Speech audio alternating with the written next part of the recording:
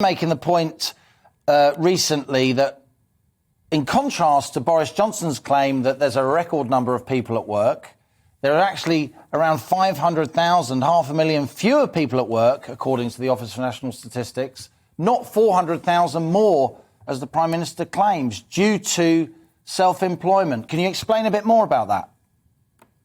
Yeah, in a nutshell, the Prime Minister's consistently been saying that there's 420,000 more people at work. But I've looked at the figures from the Office for National Statistics, and if you include self-employed people, there's 506,000 fewer. I mean, in essence, what's happened is that there's 1.4 million people registered to vote who've basically gone back to the EU. They're in the EU, and that explains the 1.1 million vacancies. They're not new jobs, they're empty jobs.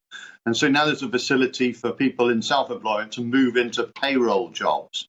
So the figure the Prime Minister uses is that there's 420,000 more people in payroll jobs, but the number of people working overall is 506,000 down overall. And that's why we haven't got the money to pay for the services, because they're not working to pay the taxes.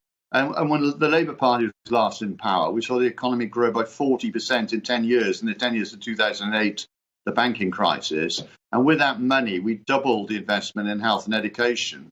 And now, since 2010, since the Conservatives have been in, the economy on trend, according to the Institute of Fiscal Studies, should be 40% bigger, but it isn't because of austerity. And that's why the Chancellor imposed £40 billion of tax rises last year, which is the highest we've seen, for generations. We're now at 1950s tax levels.